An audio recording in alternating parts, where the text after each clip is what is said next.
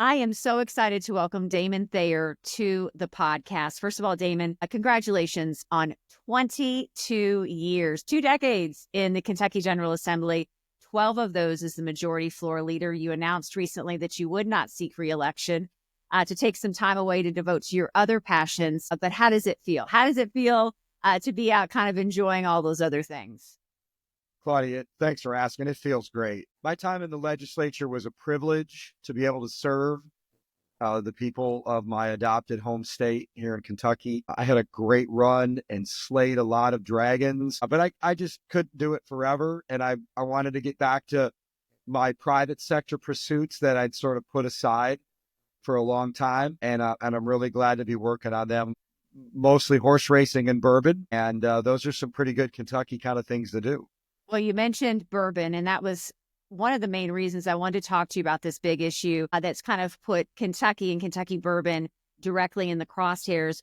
You're really uniquely positioned to have an opinion and have some insight on this. You're the CEO and co-founder of Kentucky Senators Spirits. So you're not only a policymaker, an industry insider, a free market advocate. You're in a unique space that when national news hit of President Trump announcing these tariffs of 25 to 10%, China, Mexico, and Canada, how it could really, truly impact the Kentucky bourbon industry. So I want to start with the basics, because I feel like a lot of times we kind of just hear tariffs and people start screaming and yelling and carrying on, and a lot of the facts get misplaced. Kind of break down what these new tariffs actually mean, what they apply to, and then what would be the implementation for them once this 30-day suspension expires. Well, a tariff is essentially a tax put on by one country on goods and services imported from another. And I'm a big supporter of President Trump. I voted for him. I'm glad he won. You know, I'm an old school Reagan Republican, so I'm more of a free trader. And while I agree with almost all of President Trump's policies that he's been implementing and plans to implement, the tariffs topic makes me a little uneasy because I'm more of a free trade kind of guy, and I'm concerned about retaliatory tariffs because countries can and will and have done and will do again slap these retaliatory tariffs on important American industries, thus driving up the costs of those goods elsewhere. For my company, Kentucky Senator Spirits, and our brand is Kentucky Senator Bourbon, each release named after a U.S. Senator from Kentucky. We're a small startup, and for now, we're just distributed in Kentucky, and we're going to try to grow on a state-by-state basis. So it doesn't really affect my company very much, but the big bourbon companies, like I see behind you, you've got Basil Hayden from Jim Beam. Well, Jim Beam and Maker's Mark are owned by Suntory Global Spirits, a Japanese company, and they're trying to expand bourbon's reach into Asia. One thing we know is that they love Kentucky bourbon over there.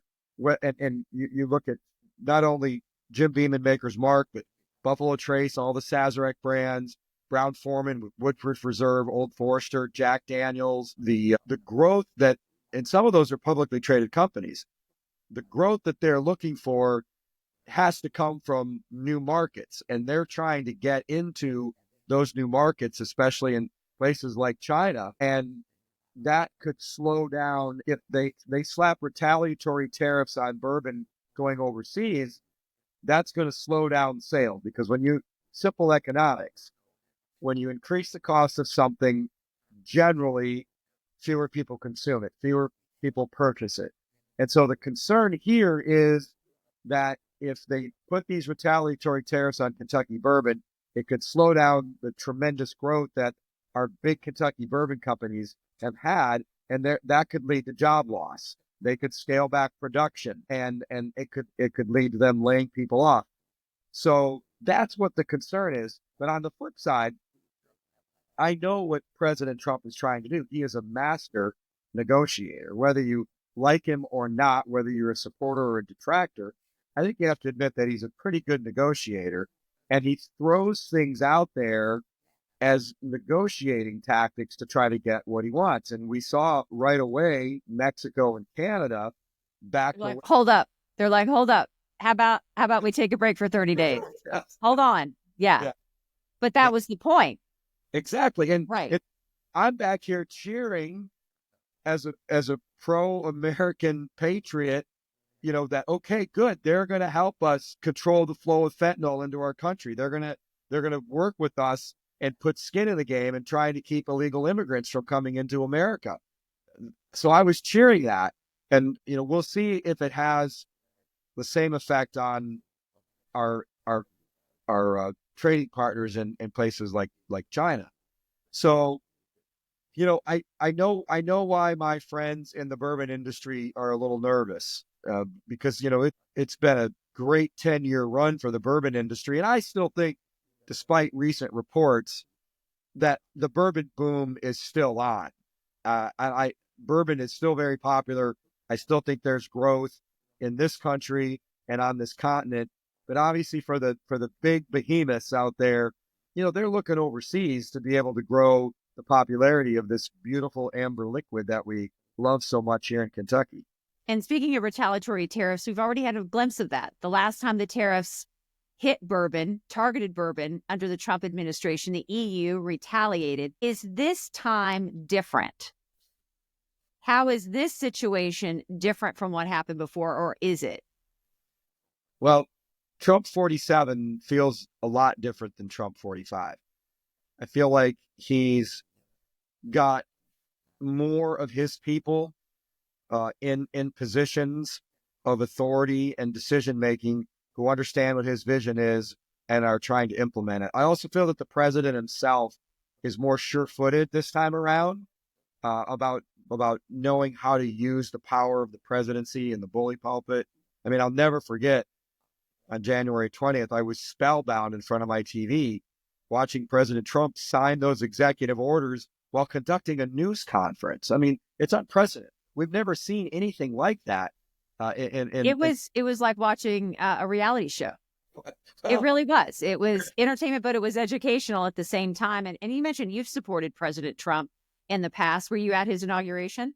No, Didn't get a chance to go. no, I'm taking a little bit of a backseat to active politics for now to work on growing my business development consulting firm as well as my bourbon company. So no, I watched it on TV though. I couldn't look away. I'm a presidential history geek. I have been since I was 9 years old. So I mean, I watched Biden's and I watched Obama's, even though I wasn't for either of those two people. I watched the spectacle that is the inauguration because it is something that's uniquely American and peaceful transfer of power. And I enjoy the pomp and circumstance. And I enjoyed watching the former presidents and the way they were talking or not talking and interfacing with each other. So I watched the whole And thing. they all turned into memes after that, didn't they? Still all over the place. New ones every day, especially George W. Bush 43. He is the meme king. He is. And he doesn't even set out to be. You gave us a glimpse into what you think could be at play here. What is in President Trump's mind with respect to this? Is this a game of strategy? Is it a game of finally kind of settling business across? Because many people have just said, look, the way that we're doing business in America isn't smart. It's not the way forward. We've kind of got to reset everything. Is this the way to do it? And essentially tell everybody just to cool your horses here and let this play out. Is that what you think is at play? I do. This is like that game we used to play when we were kids, Battleship. Remember Battleship? Mm-hmm. And, you'd have You're aging me, man. You're aging me out on this. But yes, I remember that. Battleship is making a comeback. I've seen new stores. And I'm older than you, so I think I can go ahead and claim that I played Battleship a lot as a kid. But the strategy is to sink the other person's battleship, and you use feints and moves to try to hide your ship. And I think this is kind of a high stakes game of Battleship where the president is, to use your term, trying to reset things for America.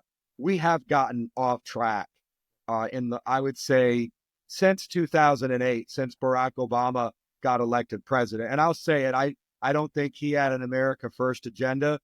And I think it got way out of whack. I think in Trump 45, the president tried to reset, but he got a lot of opposition.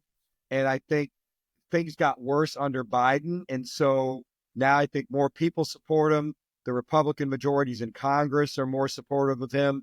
And I really think we've reached a tipping point in America where people are just sick of enough people are sick of the direction of the country that he got elected. And Republicans got a majority, slim majorities, but majorities in the House and the Senate to try to make these changes. And I think the whole discussion of the bourbon tariffs is part of that. And, you know, we do have to kind of take a step back. I think that's good advice. But if I were running an international company that's publicly traded and I'm trying to sell my product overseas, I would have a right to be nervous about the talk of Right. tariff. So I mean, and the markets react. It's one of those things that nobody's thinking, oh, yeah, this is all going to be fine. We don't know how it's going to play out. And the market is certainly has reacted to that. Why do you think bourbon has landed in the crosshairs? It immediately became the focal point of this discussion when tariffs were talked about. Boom, Kentucky bourbon was in the spotlight. What is it about Kentucky's signature product that you think makes it such a target in trade disputes? because it's uniquely American. Uh, you know, 95% of the world's bourbon is made right here in Kentucky. By law, Which is an absurd number. I mean, 95%. Unreal.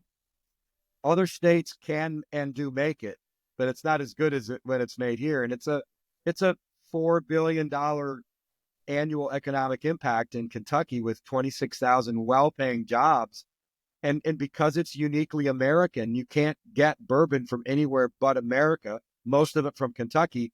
That's why it immediately had a figurative target placed on its back, because it is so uniquely American. Can't make it anywhere else. You can get whiskey from other countries, but you can't get bourbon whiskey because, of course, as you know, being the good Kentucky girl that you are, all bourbon is whiskey, but not all whiskey is bourbon. Right.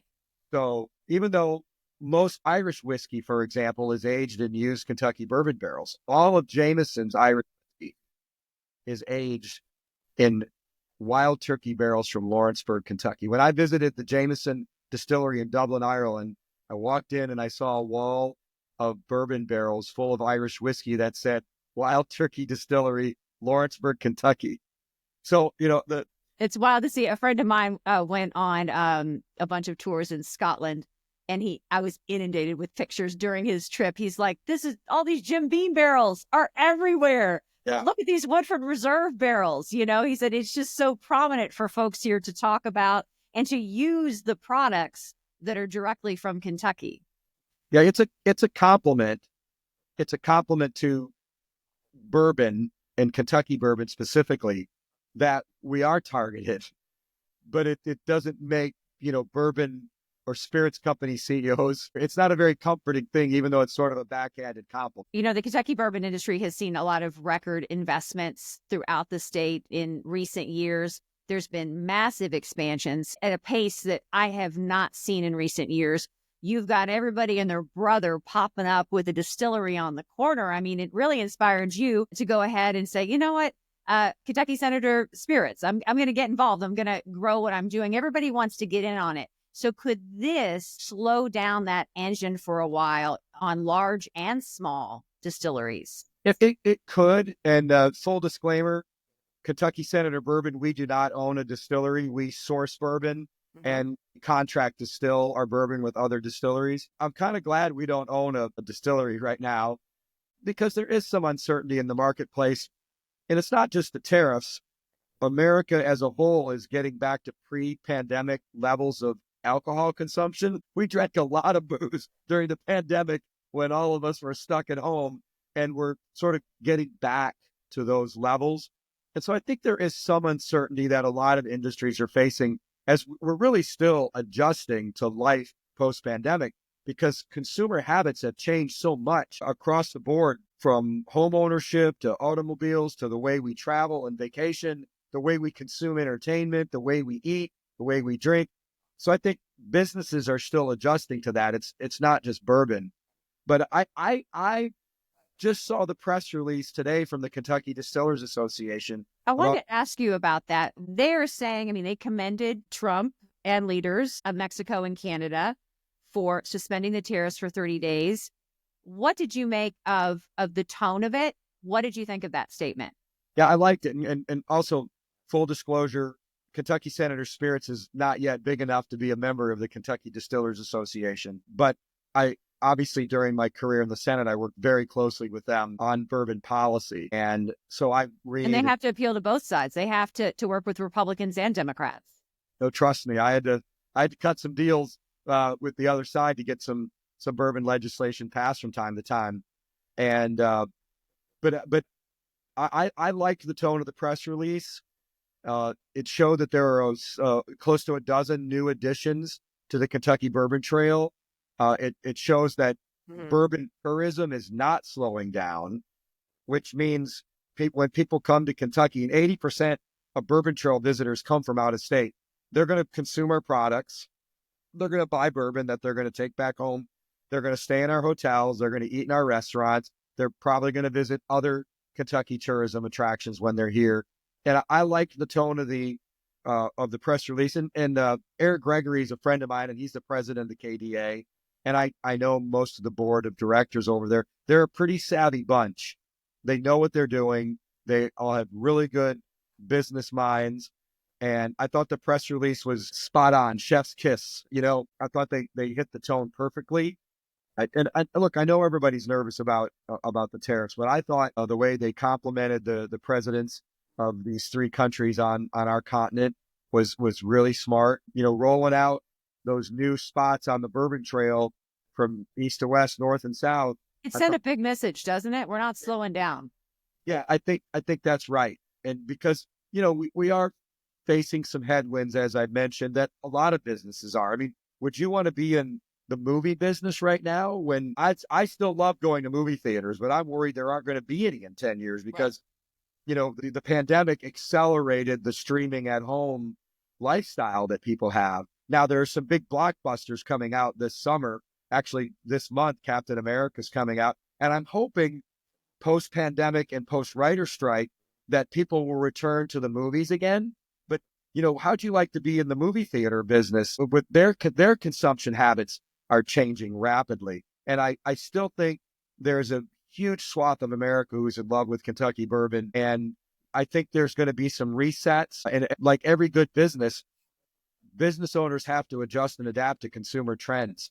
And the bourbon industry is no different than that. And we've already seen that. There's already been some headwinds. Brown-Forman announced massive layoffs within their company, just, resetting, looking at things differently. That happened. And it's not just within that corporate headquarters in Louisville. It tends to have a ripple effect all around the state. Could we see more situations like that as businesses adjust, not only to this news, but just realizing consumer habits have changed, business has changed. We have to do things differently.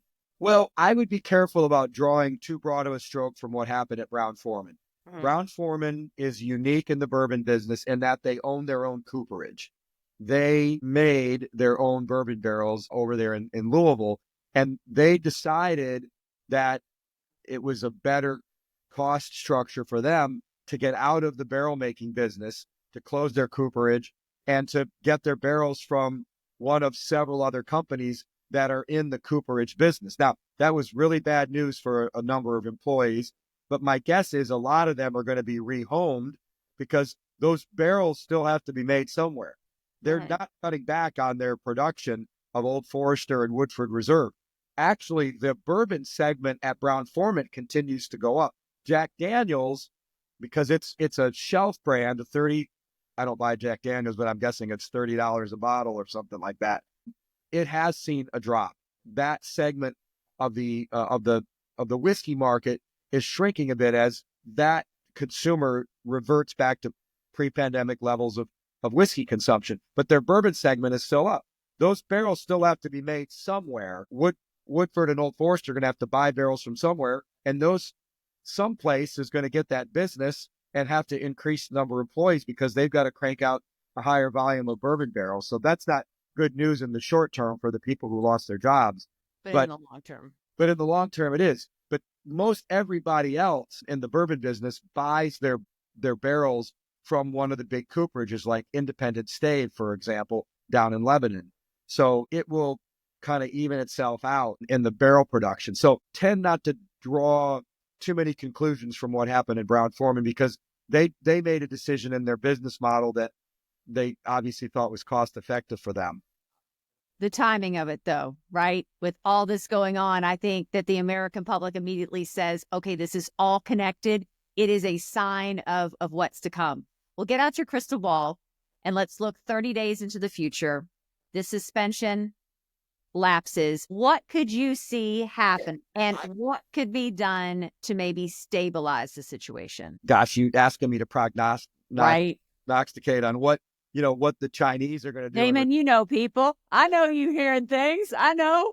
All right, I think President Trump's "Put America First" campaign is going to continue to reap benefits, and I think we're gonna get control back of the Panama Canal. I think we're gonna do a much better job at controlling illegal immigrants and fentanyl coming in across our border. And I think that some of these countries that are being slapped with tariffs from us are going to have to rethink the way they do business with America and stop taking advantage of our generosity. I think some of our European allies are going to have to contribute more money to NATO, spend more money on their own defenses instead of relying on the American taxpayer to fund the American army being overseas defending these countries. I think we are at a very unique tipping point in American history. It could have gone the other way if the election had turned out differently. It would have been probably more of the same. But I really do think that we're headed for a more prosperous time. Now, change is hard. And, obviously, I was in Austin, Texas this week on business, and there were protesters in the state capital of Texas against the president's immigration policy. And that's the great thing about America. We have the right to protest under the First Amendment. There are going to be a lot of people aggrieved by this, but I think the president has a mandate, and I think it may not always be smooth to get there, but I think the ultimate result is going to be, like you said, a reset. I think that's a perfect word to describe what America's going through right now. And I tend to be an optimist by nature. I'm very pro-American, and I think the reset is going to be very good for everybody, whether they voted for President Trump or not. So, final question for you on this topic. Let's say you have President Trump's cell phone number. You may. And that would be cool. You text him, you call him. What would you say to him on this issue? I would just say, Mr. President, I support your agenda, but just be very sensitive about Kentucky's signature product. We export a couple of things. We export horses, we export bourbon, we export aerospace equipment. We also export a lot of cars. We're the third largest state behind Michigan and Ohio when it comes to auto manufacturing. Please be sensitive to a state that you carried by a supermajority in 3 straight elections. Please be sensitive to our signature industries and the workers in those industries who supported you, Mr. President, in 3 straight elections. Please keep them in mind. Maybe you need to send him some Kentucky Senator bourbon. I think he's a teetotaler, so maybe he would just have have it on the desk. Yes. You'd have it behind him for all his press conferences. I'd send him a picture of your display, and maybe he could do something like that. Right. Hey, you mentioned horse racing, and I would not be doing my job if I did not take the time to ask you about your thoughts leading up to Kentucky Derby 151. There have been 18 Kentucky Derby prep races so far already this season. Bob Baffert coming back bigger and bolder than ever with 3 horses in the top 10 standings so far. And I'm just curious to get your reaction to that. How we're going into the season, if you had to pick one of the 3 Bob Baffert horses that you think is the best, regardless of points, which horse would it be? Well, Citizen Bull looks like he's a really legitimate horse. But to me, the Derby is bigger than any one man. And it's bigger than Bob Baffert. And I'm glad he's back. But I actually own a tiny piece of a stakes-winning horse who is on the Kentucky Derby trail. And obviously, I want him to make it to the Derby. His name is Keep It Easy. He won the Ed Brown Stakes at Churchill Downs back in November. Both of his career victories are at Churchill Downs. He's at Gulfstream Park right now under the care of trainer Dale Romans, Louisville native. Yeah. The second leading trainer of all time at Churchill Downs. He's pointing for the March 1st Fountain of Youth Stakes. Fingers crossed. Yes. A kid like a 4-H horse club kid like me from Northern Kentucky, who used to race my pony through the woods against my sister's pony, could actually have a horse in the Kentucky Derby. Yeah. So that's, as I think about Derby 151, I'm hoping. I've been to 36 Kentucky Derbies. This year, number 37 would be really cool. That'd be really sweet. Yeah. And you touched on something that I think is just become the changing landscape of the Kentucky Derby, of the whole horse racing scene, is this idea that we could all have ownership in a horse, right? We saw Seize the Gray be a part of my first racehorse. You're able to be a part of, let's get a couple. We hear those stories every year where a couple guys decide to, or ladies say, let's get in on a horse. And when they have a stake in it and you hear those stories, I don't know about you, but I'm a sucker for the story. Like every time I'm thinking the underdog or what's their story to get in. But having, the everyday person be able to own a part of a racehorse that could get to the Kentucky Derby, I feel like is reviving the whole experience around watching thoroughbred racing. Yeah, and our partnership is a great case in point. Keep It Easy is owned 50% by Vinny Viola, who's the owner of the Florida Panthers, won the Stanley Cup, very wealthy guy. We were the underbidder on the horse at the Keeneland sale. So West Point Thoroughbreds, which has hundreds of shareholders, they own 25%. And Mr. Viola let us, CJ Thoroughbreds, stay in for 25%. I think the CJ Thoroughbreds has 200 shares. I have one of those 200 shares in 25% of Keep It Easy. But for me and my family and friends, I've got a rooting interest in a horse on the road to the Derby. And it didn't cost that much money. I'm not a rich guy. I don't have the money to go buy a $400,000 yearling at Keeneland, but I have the money to buy a share in 25% of one of those horses. It's very exciting. So fingers crossed, March 1st, Fountain of Youth Stakes at Gulfstream Park. We'll find out if he's legit. You're living the dream, right? Bourbon Company, ownership in a horse. I mean, come on. Life is good right now. Life is good. Life Damon, is good. thank you so much. Thank you, Claudia. Always good to talk to you.